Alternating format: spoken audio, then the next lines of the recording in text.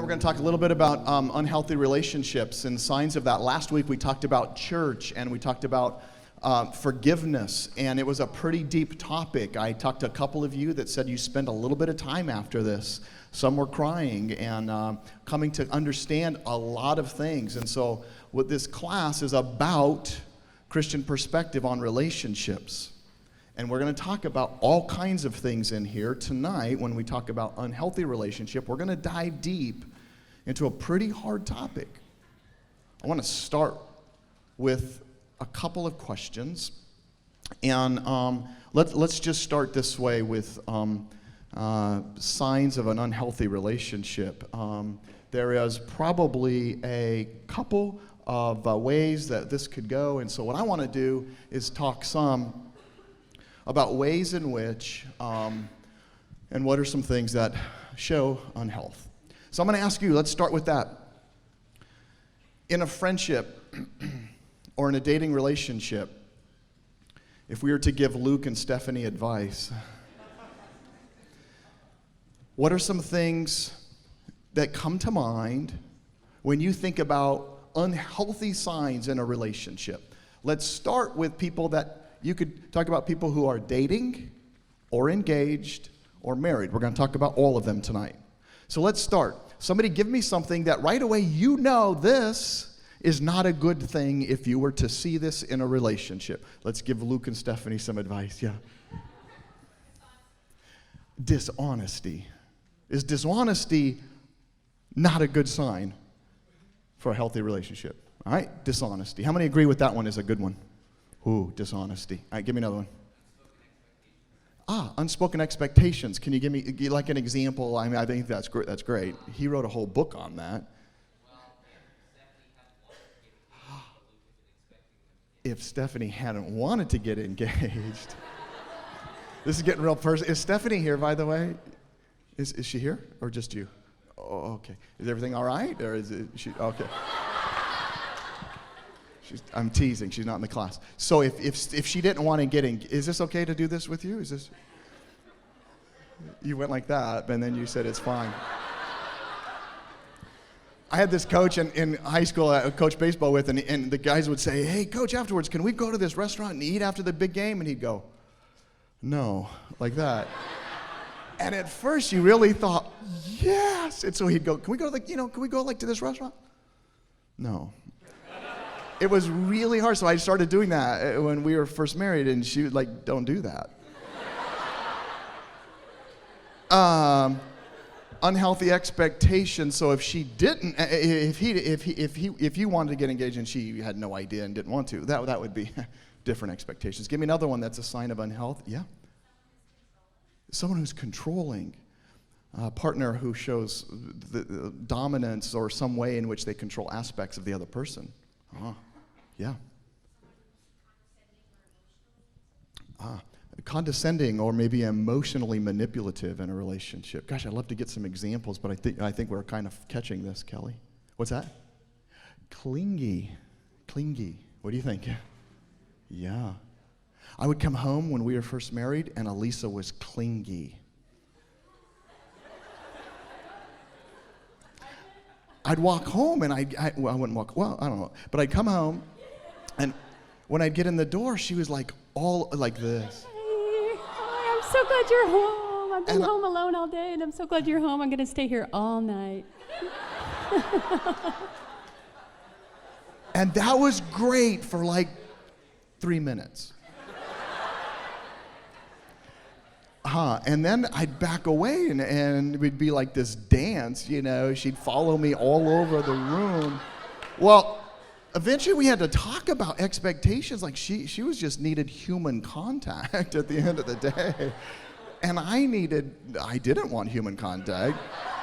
I wanted some gaps in space. But with their expectations that we had to really talk about this one. I hurt her feelings a lot.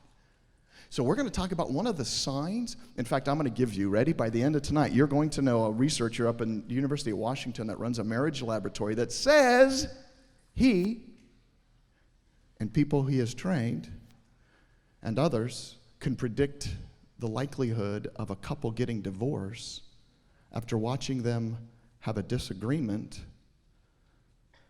in about 91% with about 91% accuracy rates. Would you like to know how to watch a couple interact in a conflict and decide whether or not they're showing the key signs in which you can predict divorce with about 90% accuracy rate? That should be powerful and good information. And so there's this way in which we can start to see things and find things. Anybody know who that researcher was? John Gottman. How many read the book so far? Psych majors all raising their hand.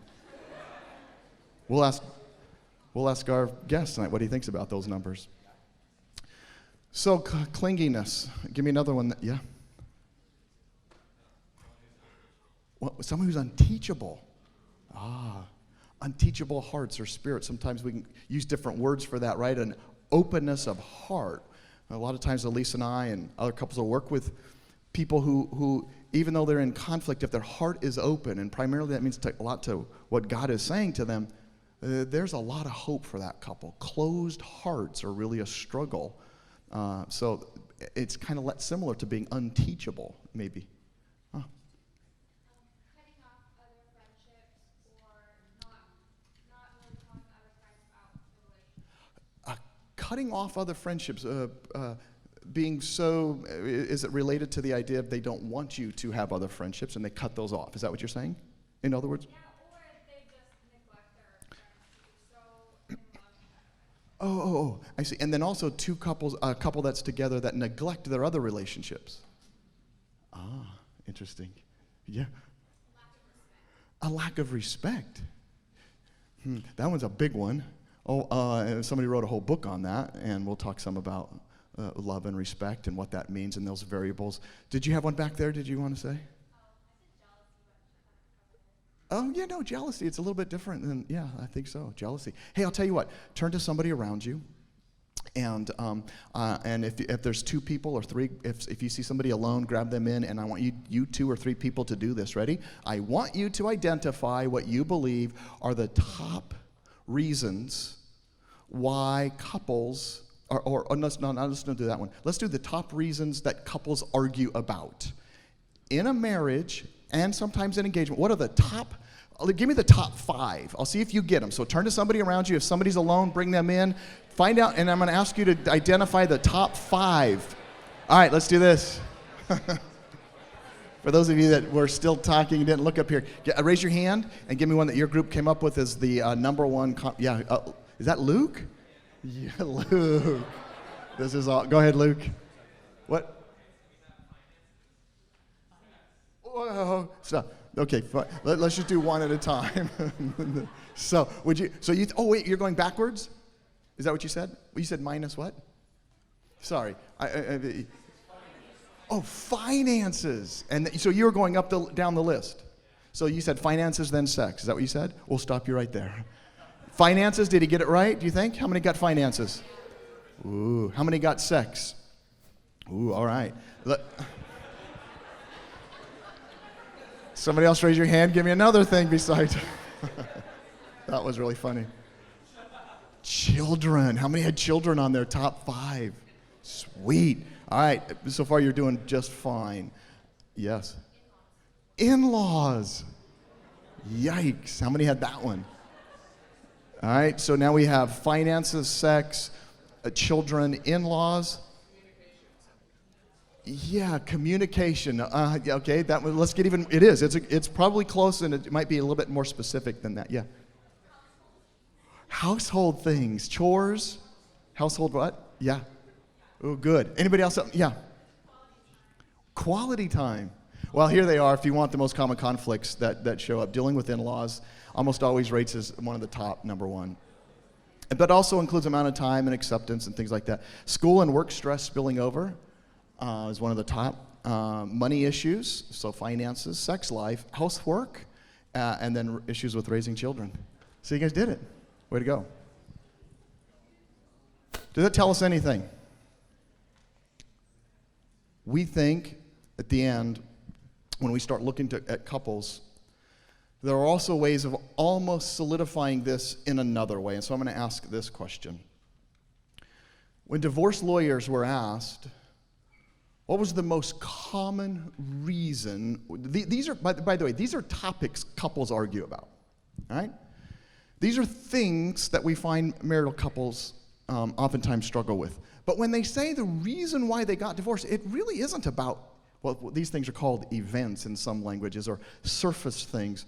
In fact, there's usually deeper things that are going on in a relationship, what we call issues that are coming into play.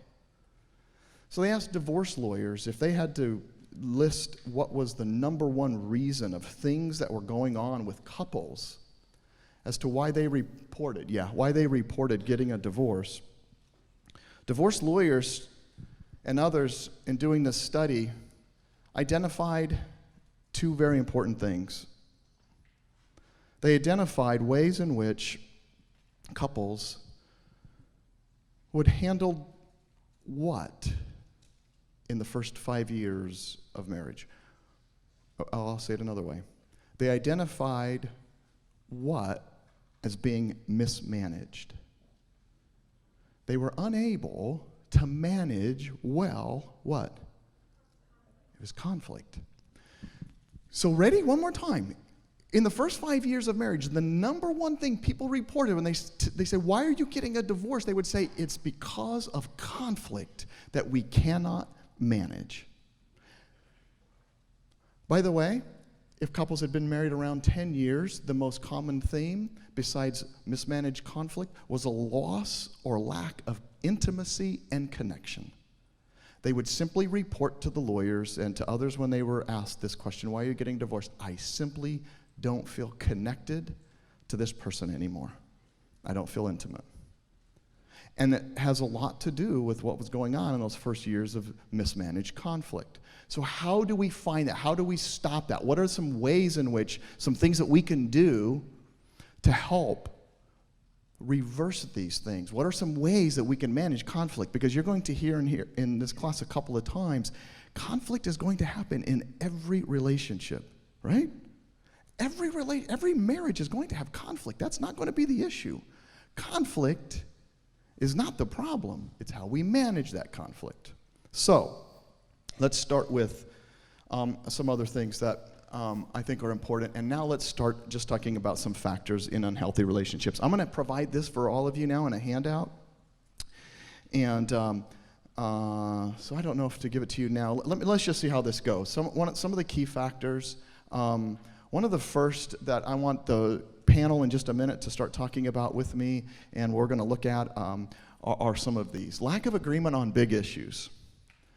So if there's a lack of agreement on big issues, whether it's dating a non-Christian, whether it's different passions or life callings, different morals or values, if you asked people that have been around and have done a lot of research in this, and what they say, when they get most concerned for couples is when they see this difference of opinion on some very key areas. Very important issues, very important moral standards, very important values and beliefs, and this is a tough one for them. So I'm going to give you 8, and like I said, they're all written down here. Inappropriate levels of physical intimacy, number 2, and in no particular order. This, of course, outside of marriage, causes lots of problems. Tell me what could happen, and do you know of people when they've struggled with this area, some of the consequences when there's too much physical intimacy before marriage? Probably one of the number one things we see is people begin to believe that they're closer than they really are. You see, this physical intimacy starts to make people believe they're very intimate. That's the very definition of this. Physical intimacy means I'm now feeling very close to a person, and it starts to mask all kinds of things that are problematic in this relationship because they begin to feel close. They begin to feel intimate. That's what it's designed to do. Our brains are designed to respond to physical intimacy in some very deep, powerful ways, let alone this whole idea of what happens spiritually when intimacy occurs. And now what's occurring with this couple is they begin to start to feel this closeness when in reality there's not a lot of foundation there to live with. How many are kind of familiar with that idea? And this makes sense to you that you've heard this. This is probably a struggle for a lot of people. Couples misperceive that they are more compatible than they are. Should we hand these things out? What do you guys think? Okay, we're just going to hand these out, and that way you can pay attention at the, would you, oh, thanks, Lacey. So as this goes around, I'll just put some more up there. This was my favorite, Lisa, when she, this is Lisa saying, but I love him, Mama. So anyway, I don't know what that means, but yeah, just different ways of excuses. So other factors in unhealthy relationships, as this goes around, you'll see we're going to list 8 different unhealthy signs, and then I'm going to ask the panel to come up. We're going to talk about some of these. Now, another one that's important, you'll see difficulty in handling conflict. We've talked a little bit about this. Poor communication as you disagree. This is problematic for a number of reasons, and researchers are starting to show that you can start to see ways that couples handle conflict. And when there's a lot of reluctance or avoidance in dealing with issues, this idea of minimizing them, this for us was a very difficult area when we were first married. And I'll let Elisa say something about this when she comes back up. But we would oftentimes find we were different than many couples in discussing and dealing with conflict. I was the pursuer. I really wanted to talk about things with Elisa, and she, I think, struggled a little bit. Would that be right to say that? Yeah, I think it was very hard in terms of dealing with conflict. In my family growing up, in relationship with my parents, in particular my dad, you weren't really allowed to say if something hurt your feelings or something bothered you or if you were angry about something, because basically what he would do is just totally invalidate whatever I had said, because somehow, it's always, well, it was your own fault because, whatever the issue was.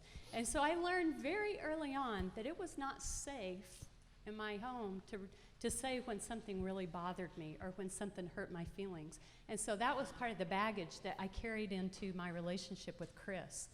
And because he was the pursuer, the one that wants to get the issues out on the table and let's talk about it, let's work that out. Well, that was very threatening to me. That was scary to me. I was thinking, well, somehow it's going to be my fault, no matter what it is. So I don't really want to say. And another thing was that I didn't want to hurt his feelings. I was afraid that if I told him something that he had done, that it would hurt his feelings. And so I really stuffed a lot and held back a lot until we did, he was very patient, very kind, and very validating as I took a step in trusting him and learning to share the things, those deeper emotions that were going on with me. And so it was a real issue our first year of marriage that we had to work out, but it's definitely improved over the years. It's never going to be my first comfort level to say, oh yeah, let's just talk about our problems. Let's talk about our conflict. It's always going to be uncomfortable, but I've learned how to do it, and he has created a safe environment in our home for me to be able to do that. Yeah, I still remember the first time this, maybe you can comment on this as well. This issue of minimizing or kind of running from this, I knew I had did something wrong that first month or so. I don't remember now, but we were lying in bed, and she probably was there for a good 2 hours and she just cried, couldn't say what was wrong. And I'm like, Lise, can you just, I know I messed up, man. I could tell I messed up bad. I had no idea what it was about. And I'm like, Lise, can you just tell me, sweetie, it'll be okay? And she's like, she's crying. And about 2 hours later, she finally, I don't know if you remember that, she finally got to say it. I don't even know what it was. I wish I could say it was that. I mean, it was something dumb, but that night was, something dumb that I did, not. It was something dumb that I had done that shouldn't have been done, like running from her when I come home or whatever. I think that was it, actually. Yeah. And I remember when she finally just said it, she said, Chris, this is it. And I went, oh my gosh, Lisa, I'm so sorry. That is bad. I messed up, and I'm so sorry. Would you forgive me? And she's like, yeah. And I said, sweetie, I'm so sorry. And you just tell me, man, I can mess up a lot, and this is going to be a long time to be married. if we can't narrow this time gap a little bit. I didn't really say that. I guess I was mostly thinking that we have got to get to this point. So now I come home and it takes like about 5 seconds before she tells me. That's how good she is. And I'm now thinking, I kind of liked it when it took you 2 hours. This whole like, hey Chris, that's messed up.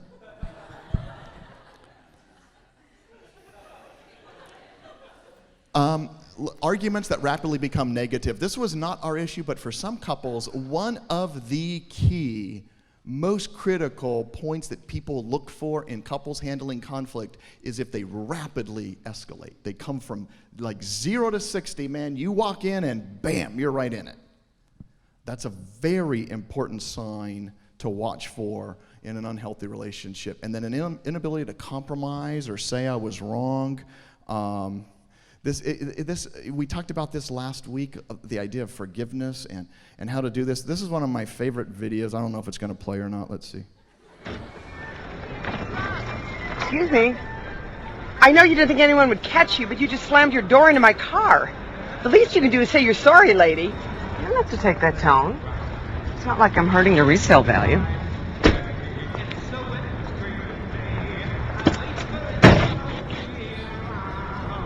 I'm sorry.